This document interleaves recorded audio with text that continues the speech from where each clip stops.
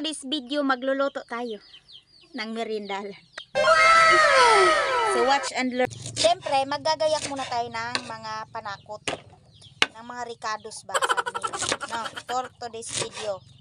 Ang lutuin natin ngayon ay supas. Pero ibang pasta gagamitin natin. Pasta ng spaghetti kasi yun lang ang available ng aking bahay.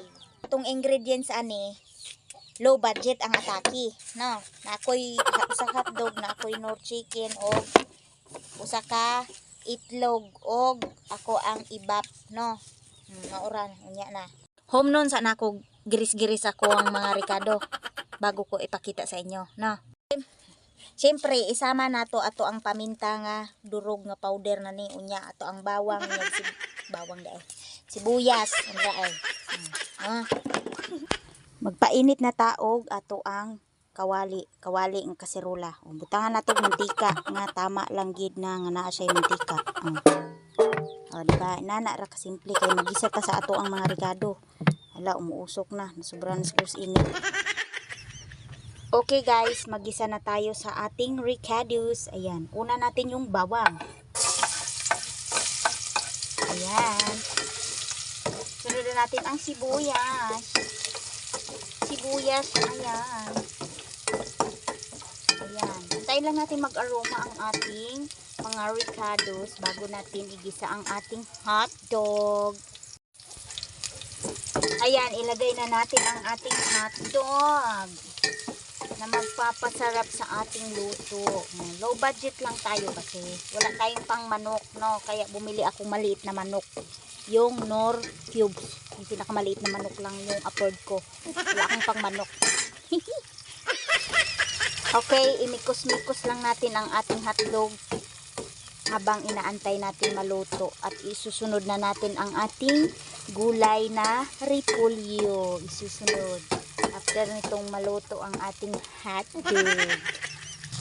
So ayan, ilalagay na natin ang ating gulay. Okay, na magpapasarap sa ating buhay. Ayan, imikos-mikos lang natin. At maglagay tayo ng unti toyo. Yung lagi akong may toyo araw-araw. Konti lang, tama na yun. Ayan. At isunod na natin ang ating paminta na durog na puso. Yun lang. Wait lang. At imikos-mikos lang natin hanggat ma-absorb ang kanyang lasa. Tapos maya lamang ay hanguin natin ang mga gulay para ito ay hindi malusta. So ayan guys, hanguin na natin ang ating gulay para mamaya iuntog na lang natin kapag naluto na yung ating pasta. No, kaya hanguin muna natin. So ayun, natanggal na natin at ito na yung ating gulay. Ayan, natanggal na natin lahat at maglalagay na tayo ngayon ng sabaw. So ayan. Magpakulo na naman tayo ng tubig para sa ating pasta. So ayan. Okay, nalagay na natin ang ating water. Takpan natin at antayin natin kumulo at bago ilagay ang ating pasta. Okay. So ayan, kulo na ang ating tubig. Lagay na natin tong spaghetti pasta natin. So ayan guys, ito yung ginamit ko kasi kaysa ma-stack lang to. Ito na lang yung gamitin ko sa ating sopas. Spaghetti pasta. Ayan. Tama lang yung aking ilalagay, hindi ko ubusin kasi baka sobrang dami naman mamaya. Tapos kami lang naman ang kakain ito. Ayan. Ilagay na natin.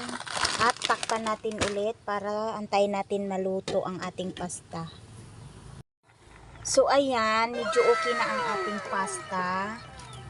Maglagay tayo ng kaunting tubig kasi medyo na tuyo ang tubig, ang ating sabaw.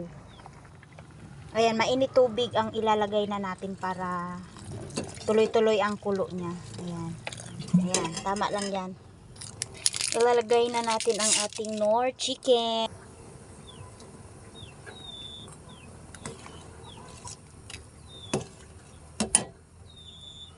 At yung ating gulay.